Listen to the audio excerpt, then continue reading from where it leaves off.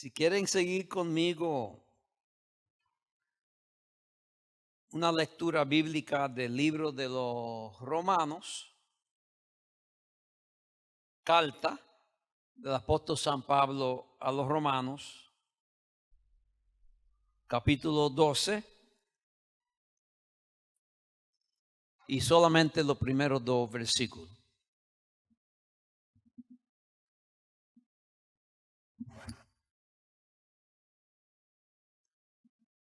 Si no tienen el texto al frente de ustedes, es mejor.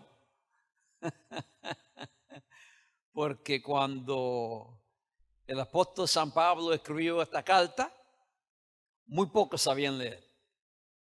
Así que la costumbre era tener un lector que leía y el pueblo escuchaba.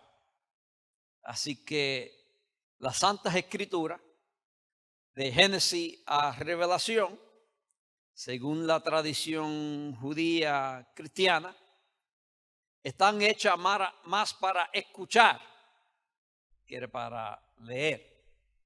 Así que escuchen pues la palabra del Señor.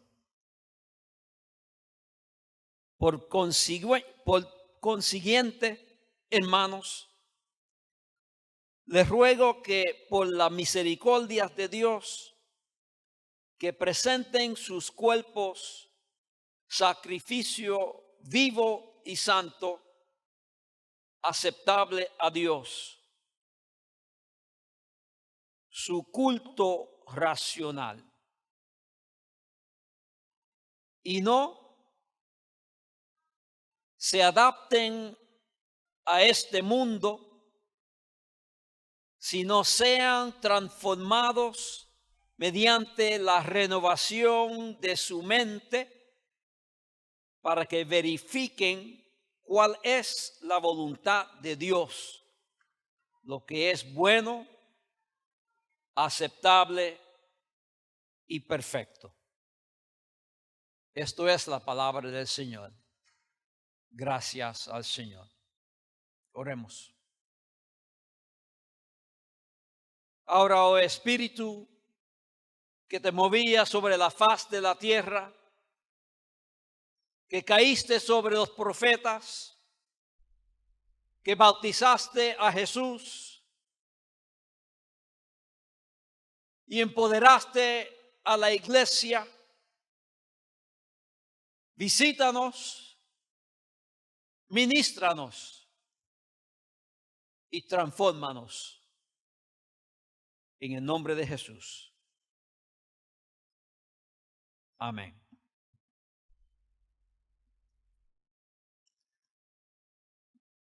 La carta de Pablo a la iglesia en Roma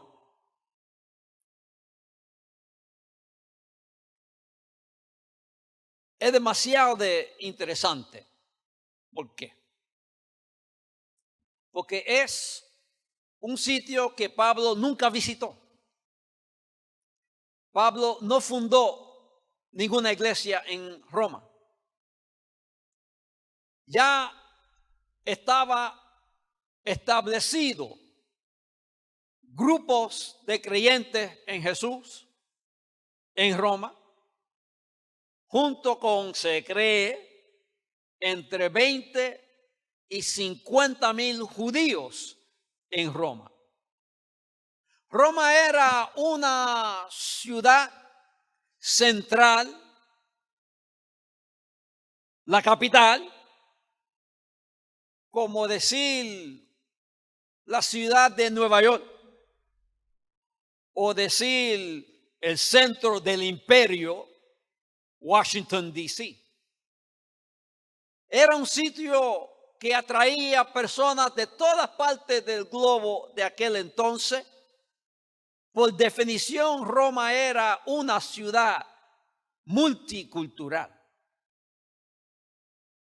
Y Pablo escribe esta carta a grupos de creyentes en Roma, como yo había compartido hace 3 meses atrás, a ver si se recuerdan. que había grupos reuniéndose en las casas porque los templos no se habían construido. Así que hay una diversidad de creyentes, de líderes y aún conflicto y choque por los judíos y los cristianos que están tratando de entender, de convivir con esta nueva experiencia en Jesús el Cristo. Así que Pablo escribe para dejarles saber varias cosas. Lo más importante es que Pablo quiere ir a Roma. Y yo he deseado ir, yo quiero ir para compartir con ustedes, para ver si puedo yo traer algo para edificación para ustedes.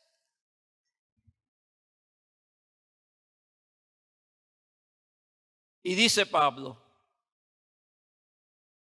porque yo soy deudor tanto para con los griegos como para los bárbaros, para con los sabios como para los ignorantes. Por mi parte, ansioso estoy de anunciar las buenas nuevas a ustedes que están en Roma, porque no me avergüenzo del evangelio, pues es el poder de Dios para la salvación de todo el que cree, del judío primeramente y también del griego, porque en el evangelio la justicia de Dios se reveló de fe y para fe, como está escrito, mas el justo, el que es justo en la fe, vivirá. Y hay un problema en la iglesia en Roma. Y es que los judíos que estaban ahí y tenían sinagogas dispersas, se cree por los barrios más empobrecidos, habían sido perseguidos y echados fuera de Roma por los poderíos romanos. Y se cree que cuando Pablo escribe esta carta en su tercer viaje misionero, quizás de Corintio, que los judíos ya habían regresado después de la muerte de uno de los líderes romanos importantes. Así que hay choque ahora en la iglesias, porque los judíos que son creyentes todavía creen que por la ley es que se cumple la fidelidad a Dios. Y Pablo tiene que aclarar que solamente el que cumple toda la ley puede decir que es fiel a Dios. Y en la historia del pueblo de Israel se cuenta que 90% de la existencia de Israel fue bajo yugo de otro imperio o otro país por su infidelidad, por su rebelión, por violar el pacto que Dios había hecho con Israel, por ir detrás de dioses ajenos, de crear imágenes en contra de las leyes del Señor con el pueblo. Así que del cautiverio, esperando la liberación, se anuncia que viene un libertador, un Mesías. Y según los evangelios, Mateo, Marco, Lucas y Juan declaran que este libertador, esta esperanza de Israel, es Jesús, el Cristo de Dios. Y Pablo en esta carta hace claro que aunque conocían a Dios, no lo glorificaron como Dios, ni dieron gracias, sino que se hicieron vanos en su razonamiento y su necio corazón fue entenebrecido. Profesando ser sabios, se volvieron necios y cambiaron la gloria del Dios incorruptible por una imagen en forma de hombre corruptible, de aves, de cuadrúpedos y de reptiles. Así que aquellos que se pensaban que tenían un monopolio, que estaban más cerca a Dios, fueron los que se desconectaron de Dios. Y aquí Pablo los llama tal como son: hacedores de iniquidad. El juicio de Dios que viene para los que obedecen a la injusticia. Y Dios juzga a todos. Y entonces Pablo hace claro: tú que dices que no debes hacer esto, lo haces.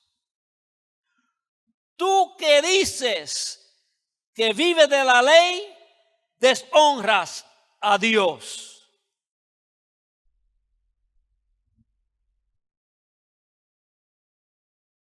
Porque no es judío el que es exteriormente, sino que el judío es lo que es interiormente.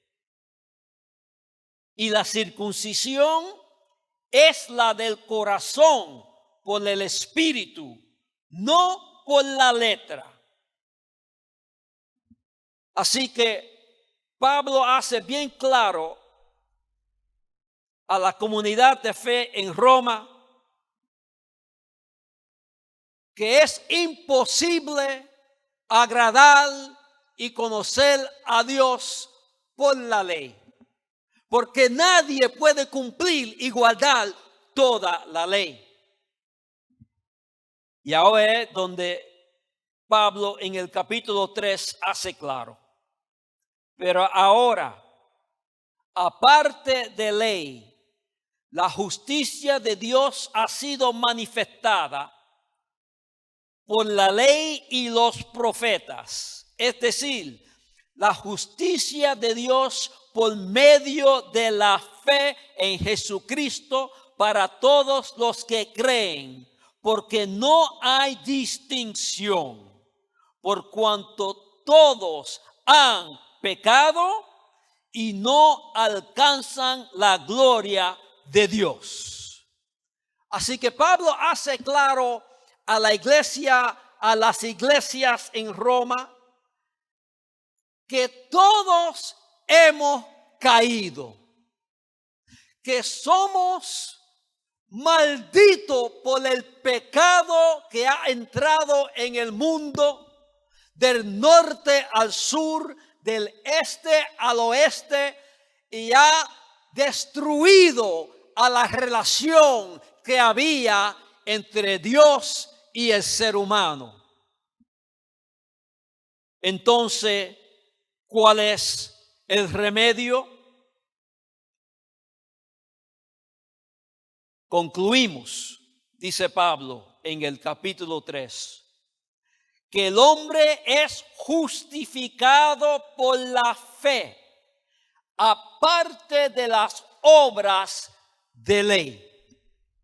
Nadie puede conocer y tener una relación íntima, verdadera y transformadora con Dios, si no es por la gracia de Dios. Y entonces Pablo declara en el capítulo 5, pero Dios demuestra su amor con nosotros en que siendo aún pecadores, Cristo murió por nosotros.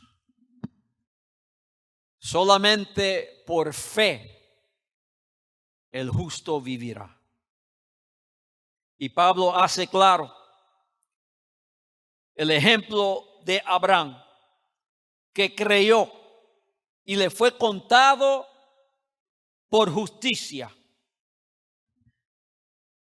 Capítulo 4, versículo 18, él creyó en esperanza contra esperanza. No titubeó con incredulidad, sino que se fortaleció en fe, dando gloria a Dios, estando plenamente convencido de lo que Dios había prometido, poderoso era también para cumplirlo.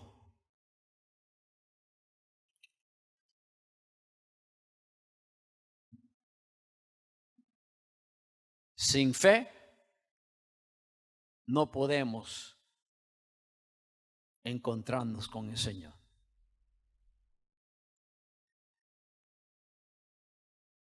Entonces Pablo hace bien claro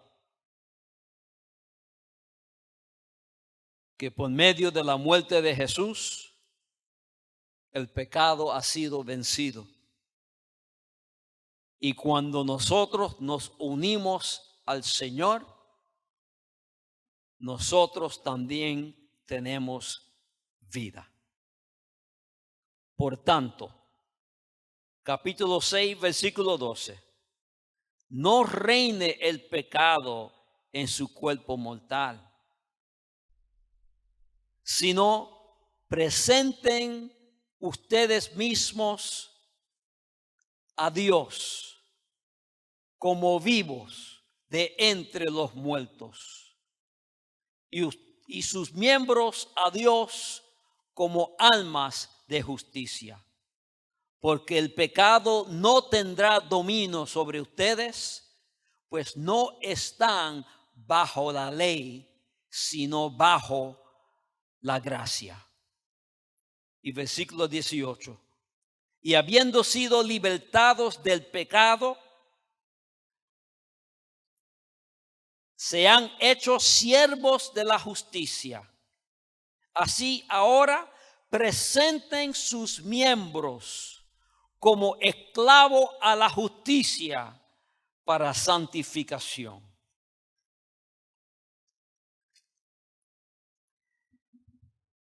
Pablo comienza el capítulo 12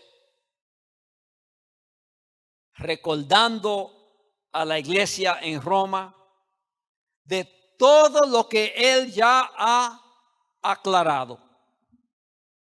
Que todos nosotros hemos sido apartados de Dios, judío como no judío, y solamente por la gracia de Dios, solamente por la misericordia de Dios, podemos nosotros encontrarnos con el Señor. Y entonces repite de nuevo lo que ya había declarado en el capítulo 6. Por consiguiente, les ruego por las misericordias de Dios que presenten sus cuerpos como sacrificio vivo y santo, agradable a Dios, que es su culto racional. Así que, reconociendo que aún siendo pecadores, aún no viviendo correctamente, aún haber dado la espalda al Señor, aún haber ido detrás de dioses falsos, Cristo nos amó y nos ofreció vida y vida en abundancia por las misericordias de Dios, porque Dios es misericordioso de generación en generación. Por medio de esa misericordia que se ha ofrecido una nueva vida, ahora presenten sus cuerpos como un sacrificio vivo, santo y agradable a Dios. Decía el evangelista del siglo XIX, D.L. Moody, el que se conoce por fundar el YMCA, que el problema con ofrecer nuestros cuerpos como sacrificio vivo es que estando vivo, muy pocos se quieren quedar en el altar. Pablo hace un llamado, una invitación a la iglesia en Roma a darse cuenta que necesita entregarse completamente al Señor y que la única manera de hacer eso es de hacer como un sacrificio vivo, dar todo lo que uno tiene. Hay que morir para poder vivir. Y por eso Pablo recuerda a la iglesia que en el bautismo nos identificamos con la muerte de Jesús para ser resucitado hacia la vida. Una invitación a entregarnos completamente. Una consagración. Y entonces viene el desafío.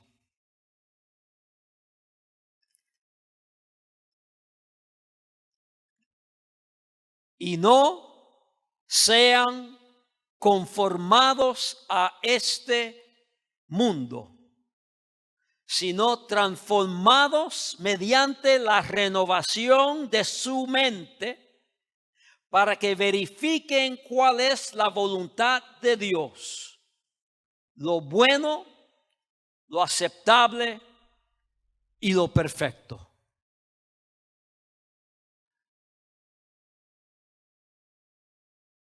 Vivimos en un mundo de destrucción. El hambre mundial no para. El armamentismo sigue subiendo. La ecología está en riesgo. La criminalidad sigue subiendo. Familia destrozada. Confusión. Fragmentación.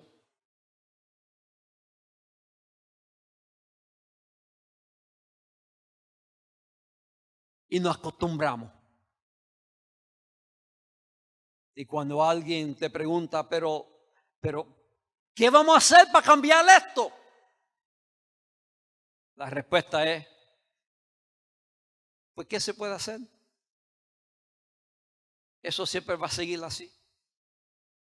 Y nos acostumbramos a la situación en que vivimos, a las condiciones de las ciudades, a las situaciones de las iglesias, a la situación de nuestros jóvenes, a los desafíos y desastres en nuestros hogares, a la explotación que sigue. Y Pablo da un desafío aquí y los invita: no sean conformados a las cosas de este mundo. No sean conformados al sistema de este mundo, sino sean transformados por la renovación de su entendimiento, para poder discernir cuál es la voluntad de Dios, buena, aceptable y perfecta. Yo fui a una exhibición en Montreal una vez y era un pabellón de mariposas. Y había un letrero bien grande antes de entrar: no toquen las mariposas. ¿Por qué? Porque vuelan por todas partes y caen en las cabezas, en los brazos, en las carteras, en los sombreros. Y si se toca a la mariposa, el polvito que tiene en las alas no permite que siga volando y mueren. Así que es como estar en una galaxia de mariposas, todo cercado con una red que no pueden salir.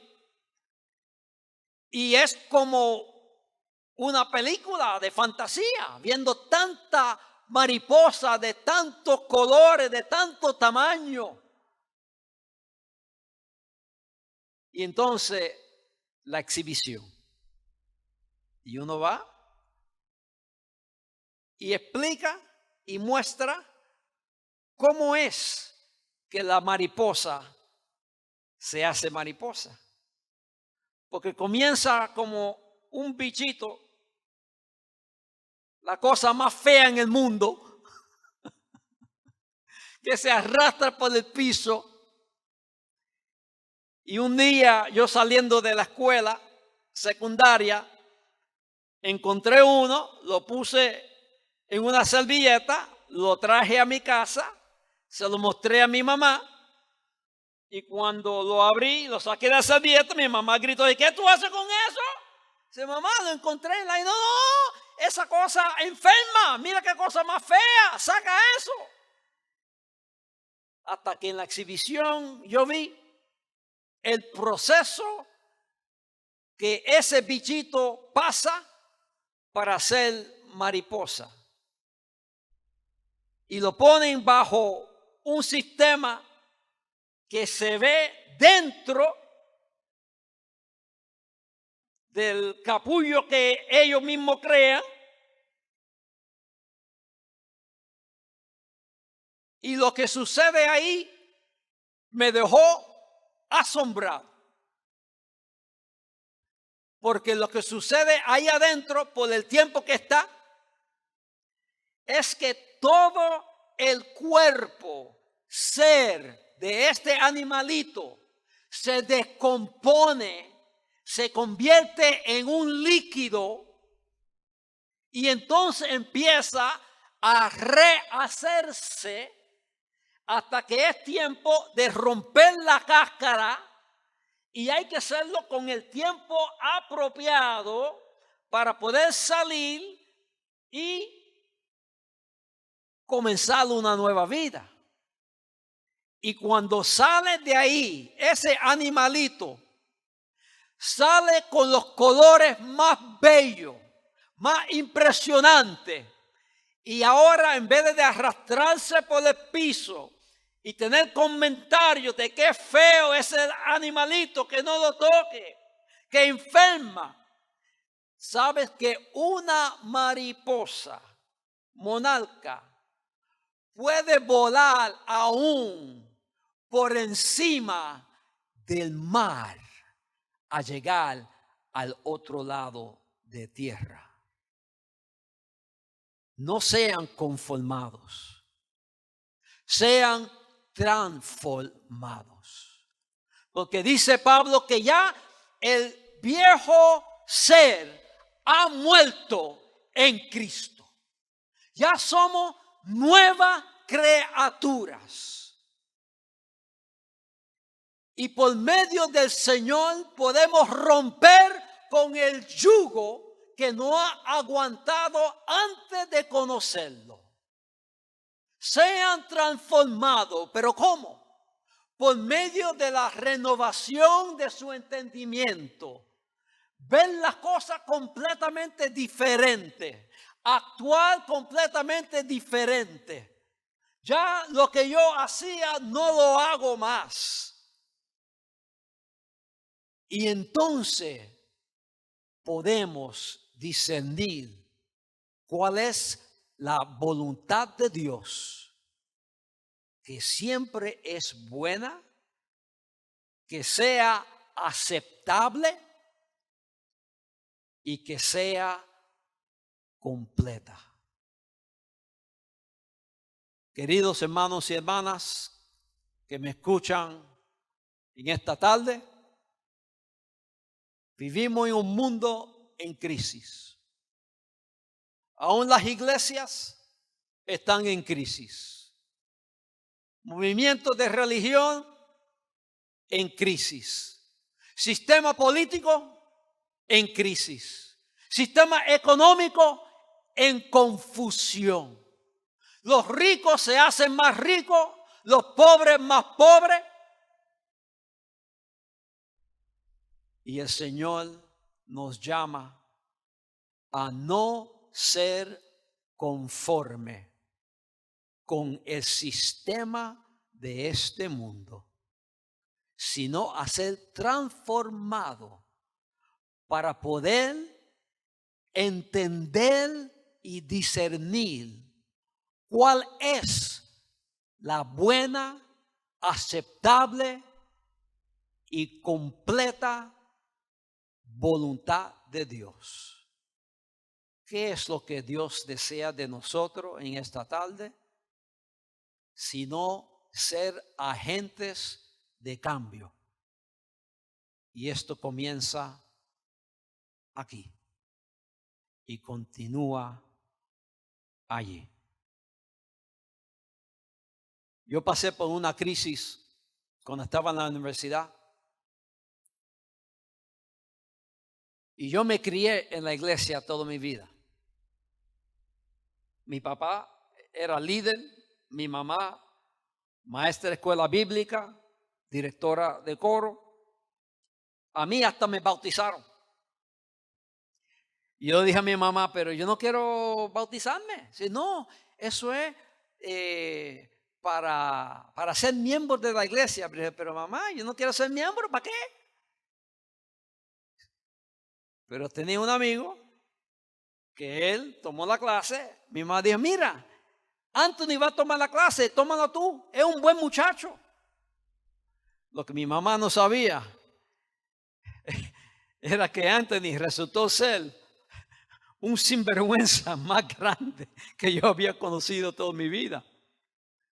Pero yo tomé la clase y fui a las aguas de bautismo, me puse la toguita, me sumergieron en el agua y yo salí mojado. Porque no fue hasta que yo tuve un encuentro con el Señor.